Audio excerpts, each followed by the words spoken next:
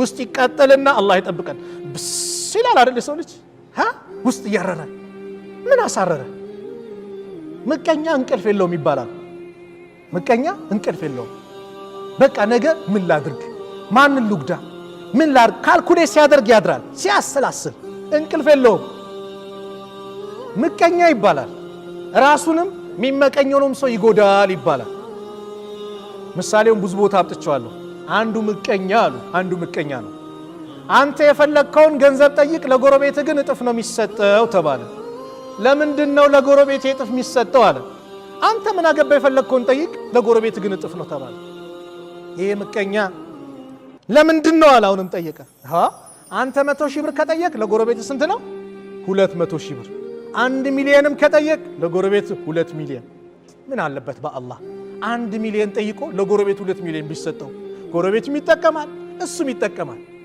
ይሄ ምቀኛ ግን አሰበና አቀደና እንዴት ጎረቤቴ ከኔ በላይ እንዴት ሊያገኝ አለና የኔ እንግዲያው አንድ አይኔ ይጥፋብኝ አለ ለምን የጎረቤቱ ሁለት አይን እንዲጠፋ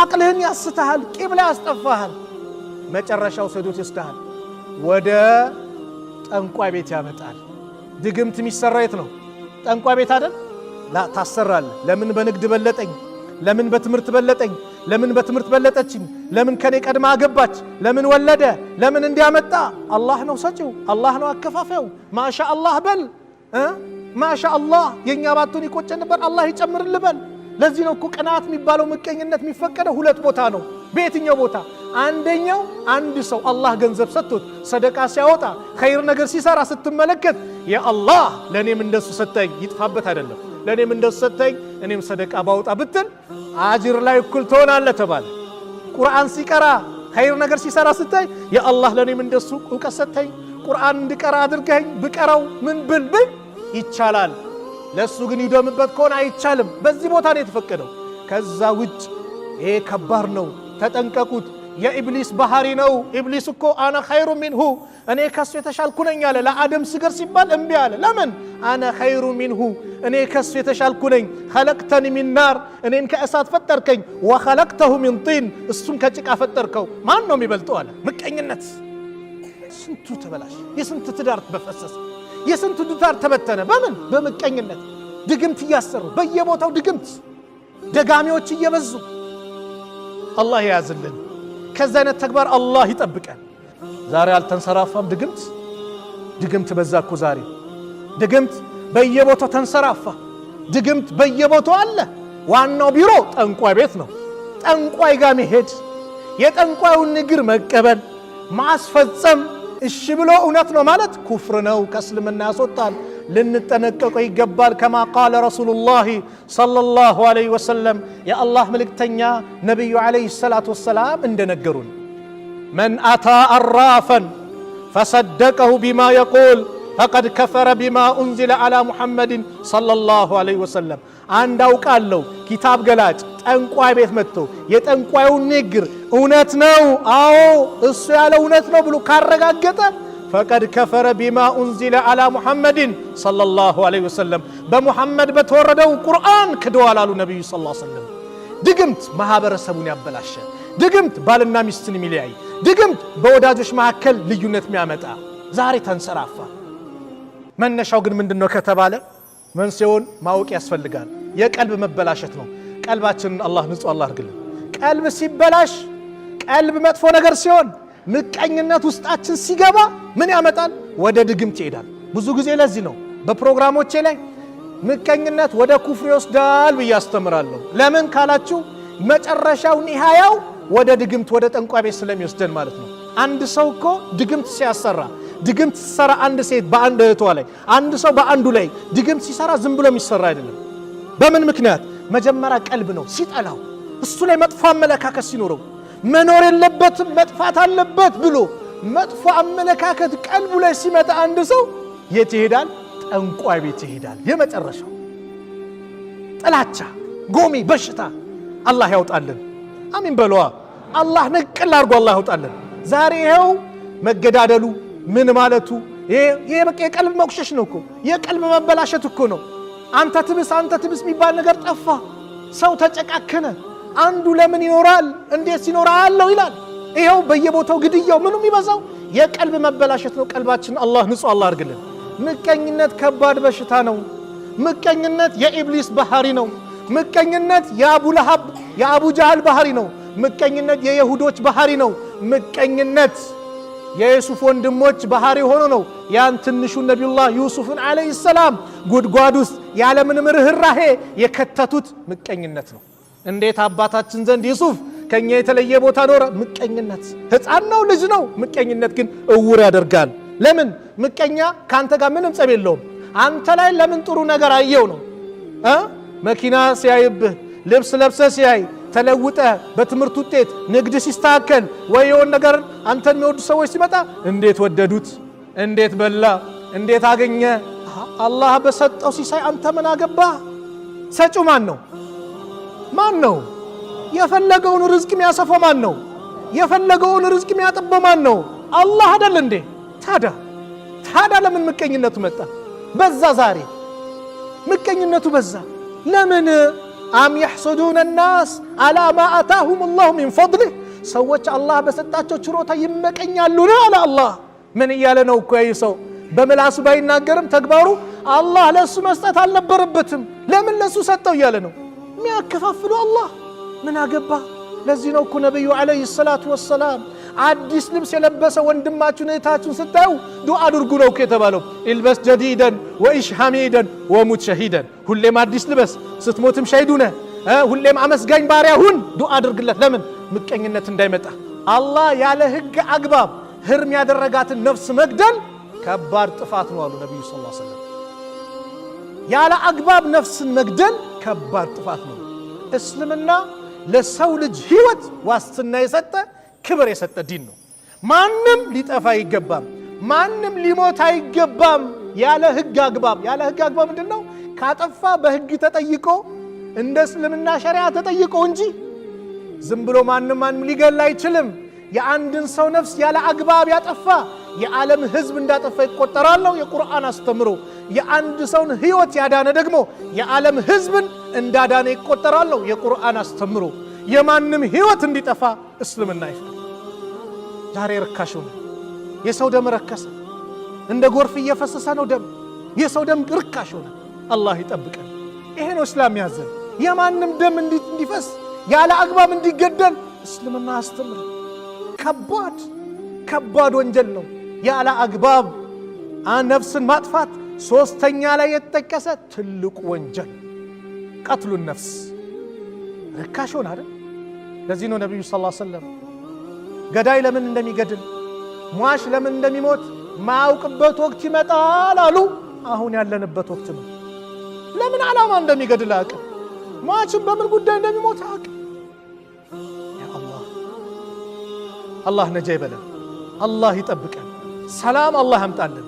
ቀላል ሆኗል። ኢጅተኒቡ ሰባል ሙቢቃት። ሶስተኛው ላይ አጥፊ ስራዎችን ተጠንቀቁ።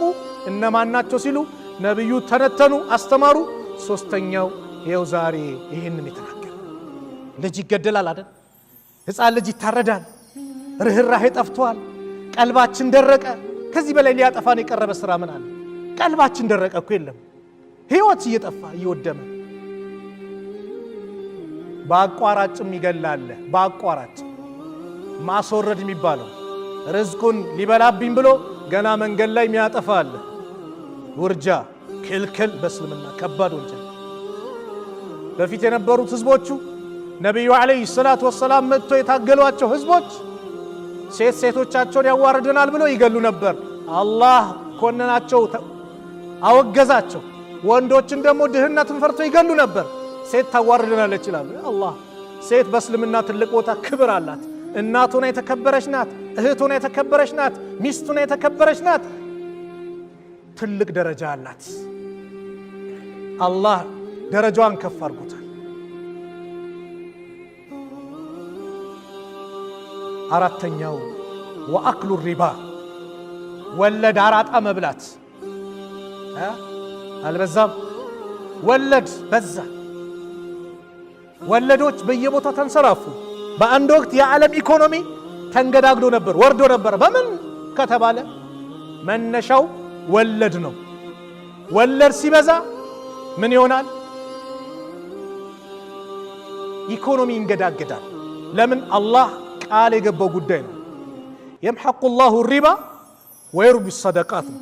አላህ ሪባን ወለድን ያንኮታኩቷል፣ ሰደቃን ደግሞ ያፋፈዋል።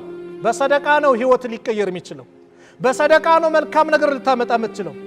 ገንዘብ ሰብስበ በወለድ በምን በአራጣ በሪባ በቁማር አስታወሳችሁ? ቁማር የዘመኑ ደግሞ ፋሽን ቤቲንግ አይደል? ቤቲንግ ቀላል አድርገ ነው ልጆቻችን በአጠቃላይ ትምህርት ቤት እያሉ የሚውሉበት ቦታ የሚመለከተው አካል መንግስትም ሊያስብበት የሚገባ ጉዳይ ትውልድን እያጠፋ የመጣ ከትምህርት ገበታ እያበላሽ የመጣ እከሌ ያሸንፋል፣ እከሌ ይሸነፋል፣ እከሌ ያገባል፣ እከሌ ይገባበታል። ቁማር ሱብሃንአላህ። አቅላችን የት ሄደ? ቁማር በዛ ዛሬ። ቤቲንግ ስም ቀየርክለት፣ ቤቲንግ አልከው፣ ምን አልከው? ቁማር ቁማር ነው አላህ ያወገዘው የከለከለው። ያ አዩሃ አለዚነ አመኑ እናንተ ያመናችሁ ሰዎች ሆይ ኢነመል ኸምሩ ወልመይሲሩ ኢነመል ኸምሩ አስካሪ መጠጥ አለ፣ ወልመይሲሩ ቁማር አለ፣ ወልአንሳቡ ወልአዝላሙ በድንጋይ የተጠረቡ ጣዖታት፣ እንደዚሁም ደግሞ ወልአዝላሙ የጥንቁልና ዕጣ ማውጫ እንጨቶች የመሳሰሉት የቁማርም አይነት ነው ይሉታል። ሪጅሱ ሚን አመል ሸይጣን የሸይጣን እርኩስ ስራዎች ናቸው። ፈጅተኒቡሁ ራቋቸው አለ አላህ ለዓለኩም ቱፍሊሁን ልትዱን ይከጀላልና። የእስልምና ልዩ አስተምሮ ይሄ ነው። ዝሙትን አትስራ አይደለም ራቅ አለ። ወላ ተቅረቡ ዚና ዝሙትን እንዳትቀርብ አለ። መቃረቢያው መንገድ ኬላ አደረገው። ሴትና ወንድ አብራ አትቀመጥ፣ የተለየ ቦታ አትቀመጥ፣ ሙዚቃ አታዳምጥ፣ ኸምር አትጠጣ። ለምን? ወደ ዝሙት የሚያቃርብ መንገዱን ዘጋው። ወላ ተቅረቡ ዚና ሲል መቃረቢያው መንገድ ነው እንጂማ እጅና እግሩን አስረ ውሃ ውስጥ ከከተትከው በኋላ ወዮል ውሃ ቢነካ ብትለው ፌዝ ነው፣ እያፌስክበት ነው፣ እየቀለድክበት ነው። እዚህ ጋም ፈጅተኒቡሁ ራቋቸው ለዓለኩም ቱፍሊሁን ልትዱን ይከጀላልና። ለምን? ኢነማ ዩሪዱ ሸይጣን ሸይጣን እኮ በእናንተ ለሚፈልገው አዩቂዐ በይነኩም ልዓዳወተ ወልበግዳ በመካከላችሁ ጸብና ጥላቻን መጣል ነው አለ። በምን? ፊል ኸምሪ ወልመይሲር በአስካሪ መጠጥና በቁማር። ዛሬ አስካሪ መጠጥ ጠጥቶ ሰላም ሄዳለ፣ ይሳደባል፣ ሰው ይመታል። ቁማር ተበልቶ እንኳን ደስ አለም ይላል፣ ሰውን እንትን ይላል። ስንት ሀገራት ዳኛውን ጭምር አስበላን እያሉ የሚገሉ እኮ ሀገራት አሉ አይደል እንጂ የለም። ላቲን አሜሪካዎች በዚህ ይታወቃሉ። ዳኛውን እግር ኳሱን ያጫወተውን ዳኛ አንተን ያስበላም ብለው እስከ መግደል ደረጃ። በማዕከል በሰዎች ማዕከል ጸብ ጥላቻ እንዲመጣ ያመጣል። ምን? ቁማር። ዛሬ በዛ የተለከፍንበት በሐራም ገንዘብ መሰብሰብ፣ ሎተሪ፣ ቶምቦላ፣ አባቶች ሽማግሌዎች በተለይ በየቦታው የሚታየው ቶሎ ሎተሪ ላይ ሱስ ሆኖብናል። ወጣቱም ጭምር እንራቅ። ጆተኒ ቴኒስ ስትጫወት ምን ስትል በቁማር አትጫወት። እናሲዝ ይላል። ዛሬው ለምበር ነው ሱና በቃ ተከተል ናቸው። እናሲዝ ይላል። ይሁን ነገር እናሲዝ ምንድን ነው የምታሲዘው? ቁማር። ሸይጣን በእናንተ ላይ የሚፈልገው ጸብና ጠላቻን መጣል ነው። ወየሱደኩም አን ዚክሪላህ ወአን ሰላት አላህን ከመገዛት አላህን ከመዘከር ከማስታወስና እንደዚሁም ሰላት ከመስገድ ያግዳቸዋል። አዎ ሐቅ ነው ወላሂ። በተደጋጋሚ የተናገርኩት እስር ቤት ላይ አጋጠመኝ። ቁማር ተበላና ኮረምቦላ ተጫውቶ ና አዛን ብሏል መስጊድ ግባ ሲባል አልሰግድም ዛሬ ቁማር ተበልቻለሁ። ሱብሃንአላህ። ከሰላት ያዘናጋቸዋል አለን አላህ። አዎ ይኸው ሱስ ነው የሚያነብህ።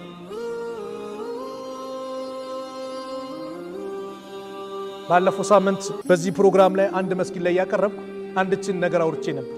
በቁማር አንድ ታታሪ ሰራተኛ ሌሊቱን ጭምር ስራ የሚሰራ ጎበዝ ሰራተኛ በዚህ ቁማር ላይ ተለክፎ በአንድ ሌሊት ብቻ 400 ሺህ ብር ተበላ አለኝ። ከዛ ሳልኩስ በቃ ያለ ማስመለስ ሲል ምን ሲል ሙሉ ንብረቱን ባዶ ሆነ። አሁን ሰፈር ውስጥ ይቀፍላል አለኝ። ምንድነው መቀፈል ስለው ይለምናል። በቃ የሆነ ነገር ስጡኝ ይላል። ሱብሃንአላህ። አየ ከስራ ገበታ እንዴት እንደሚያስወጣ እንዴት ባዶ እንደሚያደርግህ። ስለዚህ አክሉ ሪባ መብላት ሌላ ከባድ ወንጀል። ምን ጨንቆ ምን ብሎ ዱዓ ስታደርግ አላህ ዱዓን እንዳይቀበል ያደርግብሃል። ሪባ እንጠንቀቀው። ስንታየን? 4 7 አጥፊ ስራዎችን ራቁ። አንደኛው ሽርክ ነው፣ ሁለተኛው ሲህር ነው፣ ሶስተኛው ሰው መግደል ነው፣ አራተኛው ሪባ መብላት ነው፣ አምስተኛው ወአክሉ ማለል የቲም የየቲምን ገንዘብ መብላት ነው። የቲምን የምታሳድጉ የወንድሞቻችሁ ልጆች የእህቶቻችሁ ልጆች አባቶቻቸው ትተውት ሄዱት ንብረት ካለ ይሄን ንብረት እነዚህ ልጆች ናቸው አያውቁም። አንተ ኃላፊነት ወስዳል። አጎት ነህ ተብለህ አክስት ነሽ ተብለሽ ወንድም ነህ ተብለህ ኃላፊነት ወስዳል። ነገር ግን የነሱን ገንዘብ የምትበሉ ከሆነ ከባድ ነው፣ ልንርቆ ይገባል። አክሉ ማለል የቲም የየቲምን ገንዘብ መብላት ማለት አላህ ዘንድ ከባድ ቅጣት የሚያመጣ ከባድ ደረጃ የሚያደርስ ነው አላህ። ስለዚህ የመጀመሪያው ሽርክ ነው። ሽርክ በተለያየ መንገድ ይገባል፣ ልንጠነቀቅ ይገባል። ዱዓ ልናደርግበት የሚገባ ጉዳይ ነው። መስጊዱ ስለ ሽርክ ምን ያስፈልጋል ይላል ወንድሜ። ነብዩ አለይሂ ሰላቱ ወሰላም እኮ እድሜያቸውን በአጠቃላይ ሽርክን ሲያስጠነቅቁ ነበር። ሌሎች ትምህርቶች ቢኖሩ አንድ ቀን እንደውም ሰሃቦችን በምሳሌ ተጠቀሱ። ጥቁር ጨለማ ላይ ጥቁር ድንጋይ ላይ ጉንዳን መሄድ ይታያል። ጨለማ ድንጋይ ላይ ጥቁር ድንጋይ ላይ ጉንዳን። ሽርክም እንደዚህ ነው የሚገባው ሲሉ ፈሩ ሰሃቦቹ። ምን እናድርጋሉ? ዱዓ አድርጉ። ምን አላህ ወይ ባንተ አውቀን ከማጋራት ባንተ እንጠበቃለን፣ ሳናውቅ የምናጋራውን ደግሞ አንተው ማረን ብላችሁ ዱዓ አድርጉ አሉ። ከባድ ነውና አላህ ይጠብቀን። ሽርኩ በዛ። ዛሬ ሐሰተኛ ነብይ ነኝ የሚሉ በየቦታው በዙ። ሰው ሚያምን ከሆነ ያው ኩፍር ላይ ወድቋል። አላህ ይጠብቀን።